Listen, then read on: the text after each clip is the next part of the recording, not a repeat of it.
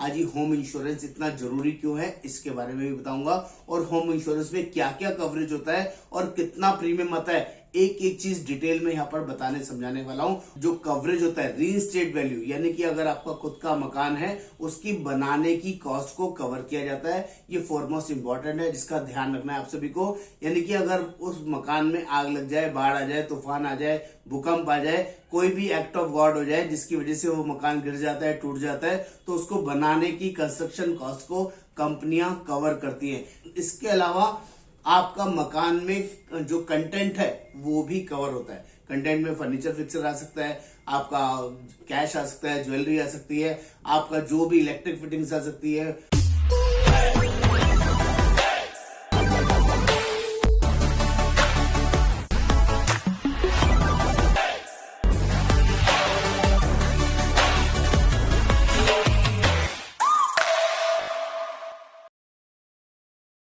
दोस्तों, जिस घर के अंदर आप रहते हैं उस घर का इंश्योरेंस के बारे में कभी सोचा है? अगर नहीं सोचा है तो इस वीडियो में ध्यान से देखिएगा। आज मैं आपको घर का इंश्योरेंस के बारे में बताऊंगा, होम इंश्योरेंस पॉलिसी के बारे में बताऊंगा, भारत गृह रक्षा पॉलिसी के बारे में बताऊंगा, जिसको कराना आपके लिए कितना वैल्यूएबल हो सकता है, इसमें कितना जबरदस्त इनपुट आपको मिलेगा। ये पॉलिसी बहुत ही सस्ती, बहुत ही शानदार होती है। जैसे किसी के लिए टर्म प्लान बहुत जरूरी होता है, वैसे जैसे किसी के लिए गाड़ी का इंश्योरेंस कराना बहुत जरूरी होता है, उसी तरीके से आपको अपने घर का, अपने मकान का और मल्टीपल मकान का, जितने भी फ्लैट्स आपने खरीदे हुए हैं उन सभी का इंश्योरेंस कराना बहुत बहुत जरूरी होगा।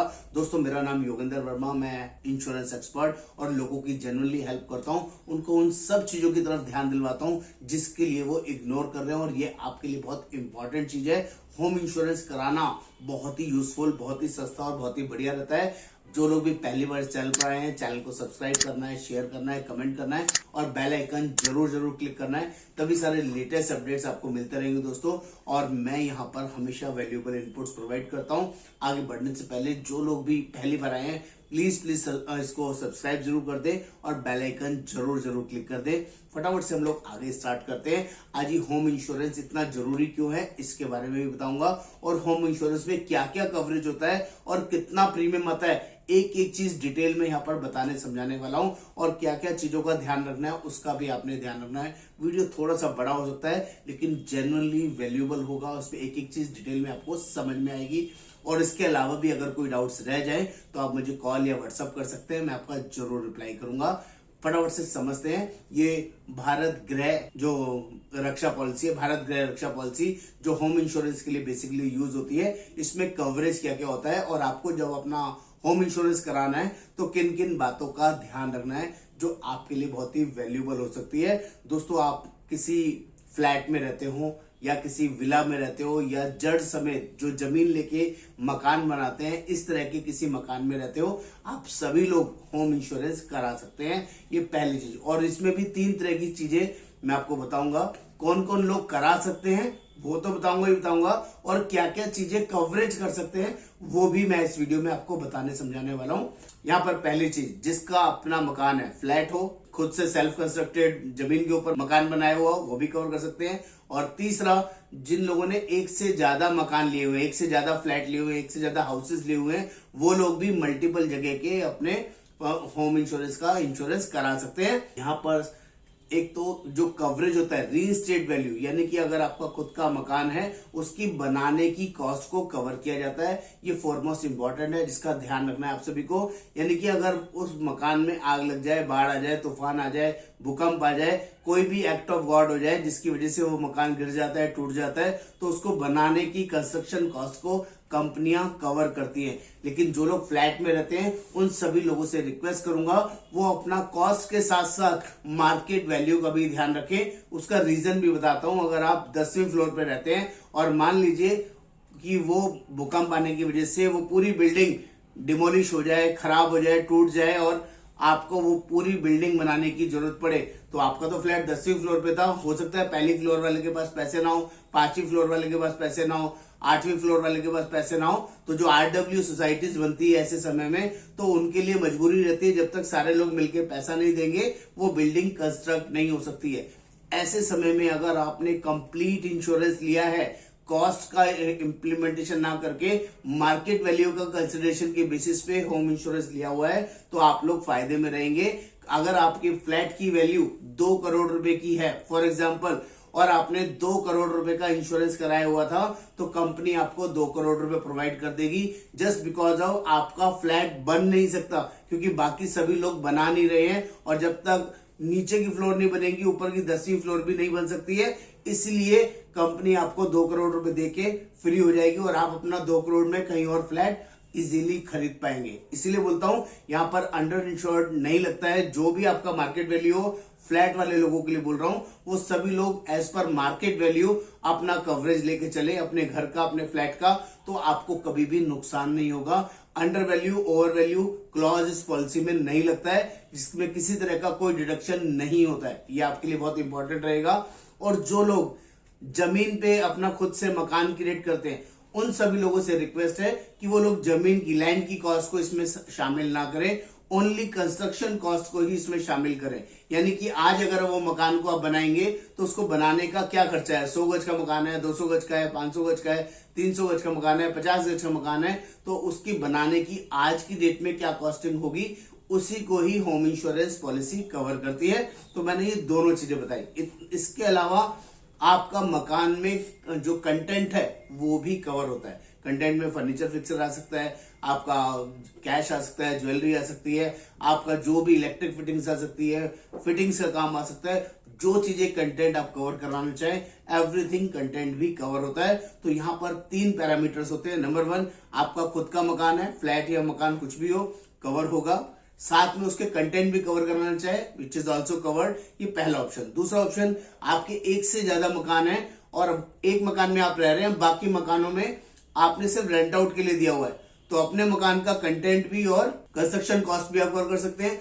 बाकी मकानों का आप कंस्ट्रक्शन कॉस्ट या पूरी मार्केट वैल्यू कॉस्ट के हिसाब से ले सकते हैं, क्योंकि बनाने का खर्चा या उसका डिमोलिश हो गया तो उसका टोटल खर्चा आपको सिक्योर कराना जरूरी है। उसके कंटेंट, क्योंकि उसमें किराएदार रह रहे हैं तो उसके कंटेंट को कराना जरूरी नहीं है। ये दूसरी टाइप की पॉलिसी आप ले सकते हैं। और तीसरी कैटेगरी होती है कि आप किराएदार हैं, आपका अपना मकान नहीं है, लेकिन जिस मकान के अंदर आप रह रहे हैं उसके अंदर कंटेंट आपका है, उसके अंदर फिटिंग्स हो सकती है, उसके अंदर आपका सामान हो सकता है, फर्नीचर फिक्चर हो सकता है, जो भी इलेक्ट्रॉनिक सामान आप यूज करते हैं, तो उनको कवर कराना है, तो वो भी होम इंश्योरेंस के अंदर आता है। होम इंश्योरेंस 1 साल के लिए, 3 साल के लिए, 5 साल के लिए या 10 साल के लिए भी इकट्ठा लिया जा सकता है। यहाँ पर 14 पैरिल्स होते हैं जो कवर होते हैं। 14 पैरिल्स में क्या क्या नाम है, क्या क्या चीजें कवर होती है, शॉर्ट में जल्दी से समझाने की कोशिश करता हूं। Number 1, fire. किसी भी तरह की आग लगने से आपके मकान में कोई भी नुकसान होगा, आपके फ्लैट में कोई भी नुकसान होगा, होम इंश्योरेंस पॉलिसी कवर करती है। चाहे वो शॉर्ट सर्किट हो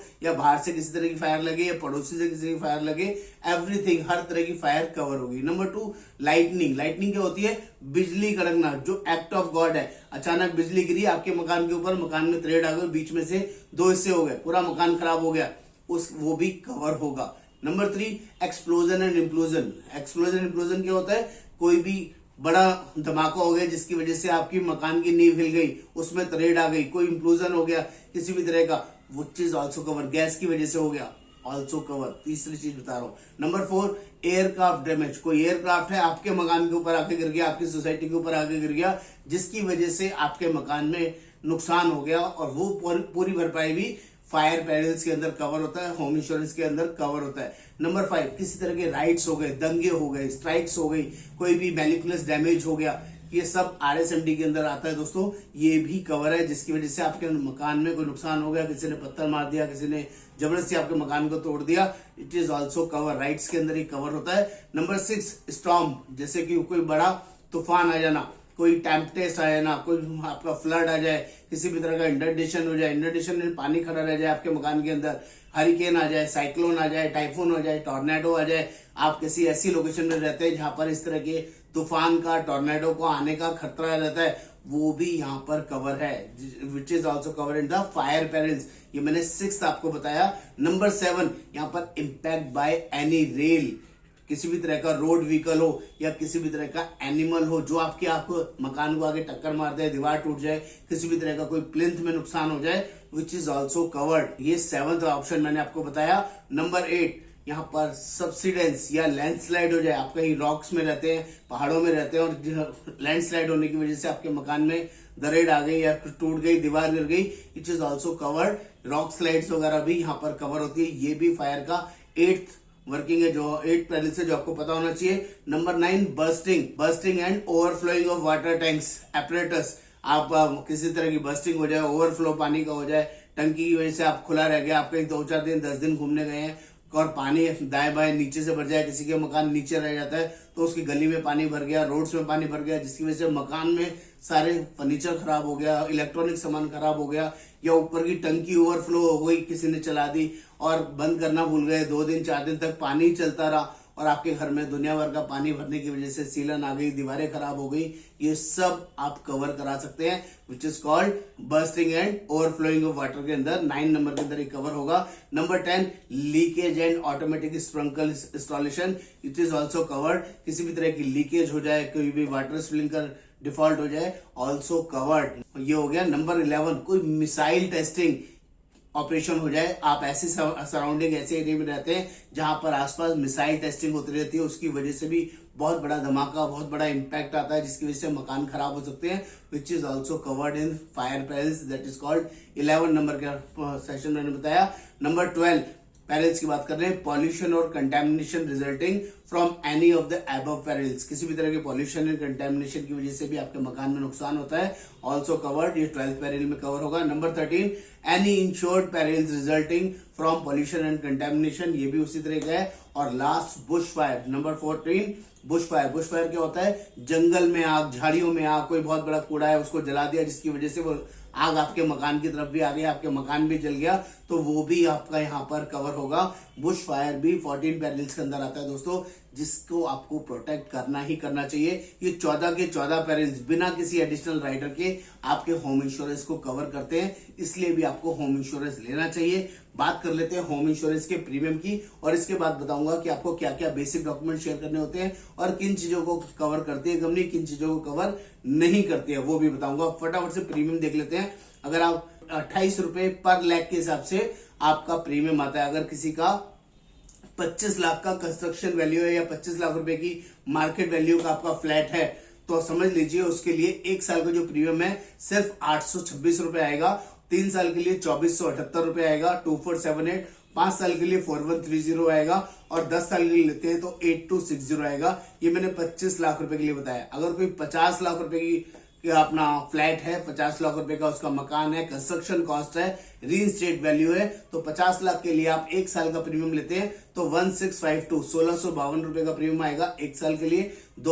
3 साल के लिए 4956 रुपए का, 4956 का। 5 साल के लिए लेते हैं तो 8260 का, और अगर 10 साल के लिए लेते हैं तो 16520 रुपए का प्रीमियम आएगा। ये मैंने 50 लाख के लिए बताया। बात कर लेता हूँ 1 करोड़ की, 5 करोड़ की और 10 करोड़ की। तो 1 करोड़ के लिए अगर आपका मकान की कंस्ट्रक्शन वैल्यू है या मार्केट वैल्यू है, और 1 करोड़ के लिए 1 साल का प्रीमियम लेते हैं तो 3304 रुपए, 3304 रुपीज का 1 साल का प्रीमियम रहेगा। और 3 साल के लिए जो प्रीमियम रहेगा 9912 रुपए का प्रीमियम रहेगा। 5 साल के लिए 16520 रुपए का प्रीमियम रहेगा, 16520 रुपीज। और 10 साल के लिए इकट्ठा लेते हैं तो 33040 का प्रीमियम रहेगा 1 करोड़ के लिए। बात करते हैं 5 करोड़ के लिए, तो 5 करोड़ के लिए 16520 रुपए का प्रीमियम है आपकी एक साल की वैल्यू का। और 3 साल के लिए अगर प्रीमियम लेते हैं तो 49560 49,560 रुपए का प्रीमियम लगेगा। और सिमिलरली आप 5 साल के लिए लेते हैं तो 82,600 रुपीज, 82,600 रुपए लगेगा। ये विद जीएसटी फिगर है।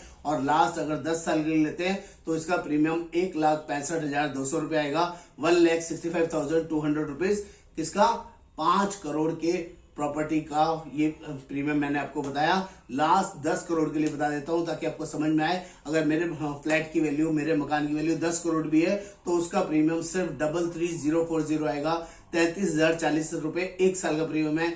3 साल के लिए लेता हूं तो 99,120 रुपए, 99,120 रुपीज। और 5 साल के लिए लेते हैं तो 1,65,200 रुपीज, 1,65,200 रुपए। और लास्ट 10 साल के लिए लेते हैं तो 3,30,400 रुपए, 3,30,400 ₹400 का प्रीमियम एप्लीकेबल रहेगा। ज्यादा जानकारी के लिए आप मुझे व्हाट्सअप करें, अपनी कुछ बेसिक डिटेल मेरे साथ शेयर करेंगे तो हम आपका किसी भी लोकेशन में होंगे आपको पॉलिसी ऑनलाइन प्रोवाइड करते हैं। तो दोस्तों वो 5 से 10 चीजें जिसको आपने नोट डाउन करनी है। आपको अपना ऑनर का नाम बताना होगा, मकान किस नाम से है, फ्लैट किस नाम से है, आपका डेट ऑफ बर्थ बताना होगा, आपको केवाईसी आधार कार्ड पैन कार्ड शेयर करना होगा, आपको प्रॉपर्टी का कंप्लीट एड्रेस शेयर करना होगा विद लैंडमार्क, और प्रॉपर्टी की कंस्ट्रक्शन एरिया स्क्वायर फीट के अंदर कितना है ये आपको कारपेट एरिया पता होना चाहिए, इंटरनल कारपेट एरिया जिस पर मकान बना है, और एज ऑफ बिल्डिंग, उस बिल्डिंग की एज क्या है। 50 साल से पुरानी बिल्डिंग नहीं होनी चाहिए, उसका इंश्योरेंस नहीं होता है। 1 साल है, 2 साल है, 5 साल है, 10 साल है, कवर होगा। 50 साल के अंदर तक कवर होगा। 50 साल से ज्यादा पुरानी बिल्डिंग कवर नहीं होती है। उस बिल्डिंग की फ्लोर कितनी है, या तो आप फ्लैट में रहते हैं, कौन सी फ्लोर पे रहते हैं वो बताएंगे, या जड़ से ही आपने मकान बनाया हुआ है तो ग्राउंड फ्लोर है, फर्स्ट फ्लोर है, सेकंड फ्लोर है। जितनी भी आरसीसी कंस्ट्रक्टेड एरिया होगा उसी को कंपनी कवर करती है। ओनली आरसीसी फ्रेमवर्क कवर होता है, कोई भी टीआरएन टुकड़ी कवर शेल्टर कवर नहीं होता है, जिसका आपने ध्यान रखना है और बताना है कि कितना आपका आरसीसी लेंटर है और कितना आपका टुकड़ी है। तो टुकड़ी वाले एरिया को हम लोग कवर नहीं करेंगे, गाटर टुकड़ी शेल्टर कवर नहीं होता है। ये डिटेल्स आप हमें प्रोवाइड करेंगे। ये तो हो गया कंस्ट्रक्शन के लिए, लेकिन अगर आप बताएंगे कि मेरा जो कंटेंट है उसकी कॉस्ट क्या है, उसका वैल्यू क्या है, उसमें क्या क्या सामान है, तो वो भी आप हमें वर्कआउट कर सकते हैं। उसके लिए भी अलग से प्रीमियम एप्लीकेबल होगा और वो सारी डिटेल हम डिटेल में आपके साथ शेयर करेंगे। दोस्तों आपके लिए, आपके परिवार के लिए जनरली होम इंश्योरेंस बहुत जरूरी होता है, जिसको कभी भी इग्नोर नहीं करना चाहिए, क्योंकि लोग अपनी जिंदगी में एक ही बार मकान बना पाते हैं। अगर उनके साथ कोई दुर्घटना हो जाए, कोई भूकंप आ जाए, बाढ़ आ जाए, तूफान आ जाए, जिसकी वजह से उनका मकान गिर जाए, तो वो पूरी जिंदगी में दोबारा मकान बनाने की सोच भी नहीं सकते। उनकी लाइफ वापस जीरो से शुरू हो जाती है। इन सब चीजों को प्रोटेक्ट करने के लिए भी होम इंश्योरेंस सबसे ज्यादा जरूरी है। तो मेरी हाथ जोड़ के रिक्वेस्ट है, जो लोग भी अपने मकान का, अपने घर का, अपने परिवार के लिए उस बुनियादी जगह का जिसमें वो रहते हैं उसका इंश्योरेंस कराना चाहते हैं, तो आप हमें व्हाट्सएप करें। नमस्कार, आपका दोस्त Yogendra Verma. Thank you so much.